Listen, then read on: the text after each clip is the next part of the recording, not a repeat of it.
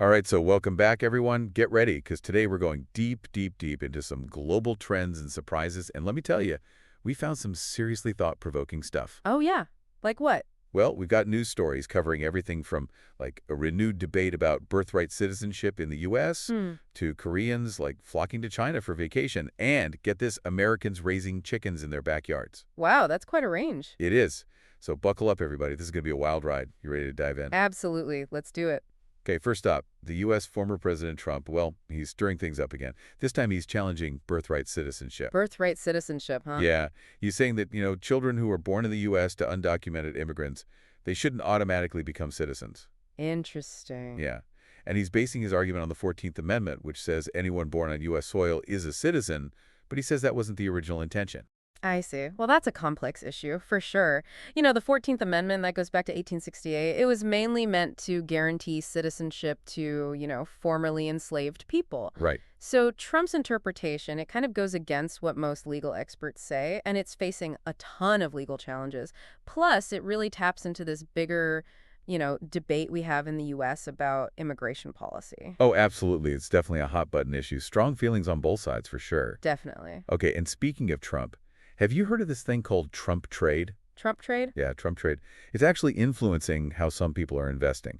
And get this, one of the hottest picks in this Trump trade is gold. Gold. Yeah, people are seeing it as a safe haven, with all the economic uncertainty going around. That makes sense. I mean, gold has always been seen as a safe bet during, times of economic turmoil. Right. And, with inflation being what it is, gold is a tangible asset, unlike those, stocks or bonds, which can be so unpredictable. Oh, totally. But what's really fascinating? What? This trend in Korea where people are buying up this bean sprout gold. Bean sprout gold. Yeah. These tiny little pieces of gold, they look like, bean sprouts. It's like a way to invest in gold without needing, a ton of money up front. Oh, that's actually really clever. I love that they've found a way to make gold investing more accessible. It's a great idea. But okay, let's shift gears for a second and talk about Elon Musk. Apparently, his political views are causing some serious waves, especially over in Germany. Oh, right, with that AfD party. Yeah, he came out in support of them, which is, a right-wing party, and it's causing some backlash. Yeah, I've heard about that. And get this, Tesla sales in Germany, they've taken a pretty big hit. Some people think it's directly related to, Musk's political stance. It makes you wonder, are consumers getting more, selective, choosing brands that, align with their values? It's definitely a possibility. It seems like business and politics, they're getting more and more intertwined these days. For sure. All right, let's talk about something a little closer to home, or at least to our breakfast plates. Those crazy egg prices. Oh, don't even get me started. I know, right? Well, they're seriously hitting restaurants hard. I mean, some places are seeing prices as high as $8 a dozen. $8? That's insane. I know. And it's a classic example of what economists call, inflation's ripple effect. Yeah, makes sense. So this eggflation, as some people are calling it, it's forcing some restaurants to, shut down completely. Oh, wow. And others are having to raise their menu prices. And it's not just eggs either, coffee and orange juice. They've also seen some pretty big price jumps. It's tough, this inflation. It's forcing businesses and consumers to make some tough choices. It really is, and it makes you think about how differently people around the world are reacting to these pressures. For instance, the number of Koreans traveling to China has, skyrocketed. Really? Yeah, it's up over 40%. They've got visa-free travel right now and, some really attractive deals. Interesting. But then at the same time, here in the U.S., we're seeing this opposite trend of more and more people raising their own chickens, right in their backyards. Backyard chickens, huh? I guess those high egg prices are pushing people to get creative. Right. It's fascinating to see these two totally different reactions to the same global economic trends. It really is. Makes you wonder what other, creative solutions people will come up with. Okay, are you ready for something kind of gross but super interesting? Uh-oh. Hit me with it. All right, you might want to rethink your laundry habits because guess what? The dirtiest thing you own is probably not your phone. Not my phone. Nope. It's your socks. My socks? Really? Yeah. Studies show that worn socks can have way more bacteria than a toilet seat. No way. Yeah, it's because of, sweat, dead skin cells, and sometimes even, Oh, yuck. So maybe think twice before you toss those socks on the floor, right? Definitely. Okay, enough of the gross stuff. Let's move on to some actually helpful things we found in the Korean news. Some little nuggets of info that could make your life a little bit easier, or at least a little bit more interesting. I love those little practical tips. Right. So, for example, did you know that 7-Eleven in Korea, They have incredibly cheap package delivery. 7-Eleven? Yeah, seriously cheap. It's like 1981 all year round. Wow. Way less than using, a regular courier. That's so smart. I mean, they're taking advantage of their existing stores and network to offer this really useful service. Exactly. And here's another one that could be handy if you're ever traveling to Korea. Gimpo and Jeju airports. They offer free AI, COVID-19, and flu tests. Free? Yeah, for everyone who arrives. Wow. They're not messing around. Nope. And to top it all off, the city of Seoul is actually providing financial support to low-income workers who need to take time off for hospitalization. That's amazing. How much are they giving? They're giving 94,000 won per day. That could be a lifesaver for people who don't have, paid sick leave. Exactly. It's really heartening to see governments, stepping up to support their most vulnerable citizens and making sure that everyone has access to healthcare without having to worry about the cost. Absolutely. And speaking of, amazing people doing amazing things, we came across a truly inspiring story about Sun Yanje. Sun Yanje, the rhythmic gymnast. The one and only. She's been making some incredibly generous donations. Oh, that's wonderful. She just donated a huge sum, 100 million won, to a hospital in Seoul. And what makes it even more meaningful is that she was inspired to do this after becoming a mother herself. Oh, wow. It's such a beautiful gesture. And it's not even a one-time thing. She's donated hundreds of thousands of dollars to various causes over the years. It's a powerful reminder that we all have the power to make a difference, no matter, our background or what we do for a living. So true. So I guess what we've learned so far is that the world is full of, unexpected trends and challenges, but also some pretty amazing stories of people stepping up to make a difference. It really is. And staying informed helps us navigate it all, right? For sure. What I love is that there's always something new to discover, something that makes us question our assumptions and see the world in a whole new light. Absolutely. It's all about embracing that sense of curiosity, understanding that knowledge truly is power. But here's a question I've been pondering, especially with these, rising costs of living and food prices worldwide. Are we going to see more DIY solutions like those backyard chickens becoming the norm? Or will people stick with convenience even if it means paying more? That's a great question. And it really highlights how, everything we've talked about is connected. Economics, consumer behavior, personal values, even something as simple as sock hygiene. It's all part of a bigger picture. Exactly. And remember, this is just the beginning. Our sources are packed with even more fascinating details. Don't stop here. Keep exploring. There's always more to learn. Yeah, it's a good question. A lot to think about, on the one hand, you've got the whole self-sufficiency thing, which is looking pretty appealing with prices going up and up. And then convenience. Well, convenience is hard to beat. Right. I mean, who wants to be plucking feathers and cleaning coops if they don't have to? Exactly. It's a tough call. Maybe we'll see a mix of both. Some folks going all in on DIY and others sticking with, store-bought eggs. Yeah, a mix makes sense. Maybe we'll see, more community gardens popping up. Oh, community gardens. That's a great idea. Yeah, or urban farms. People could get involved in growing their own food without having to, go full-on chicken farmer. Yeah, that's a really interesting thought. I'd love to see that. But, while we're on the topic of, economics and investing, remember that Trump trade thing we were talking about? Oh, yeah. The gold thing. Well, it actually goes beyond gold. It does. Oh, yeah. A lot of investors are really focused on domestic companies right now, especially, in those areas that Trump pushed, like manufacturing and infrastructure. Interesting. And there's also been a shift away from investing in emerging markets, because I guess some people see those as riskier now. So it's kind of like a mixed bag then. Some areas benefiting from this Trump trade focus, but others taking a hit. Sounds like investors need to be really careful right now. Oh, absolutely. Knowing the political landscape these days, it's just as important as, knowing the economic one. But hey, enough about that serious stuff for a minute. Remember that bean sprout gold we were talking about? Oh, yeah. Such a cool idea. It makes gold, more approachable, like something anyone could get into. But is it just a Korea thing, or are other countries doing something similar?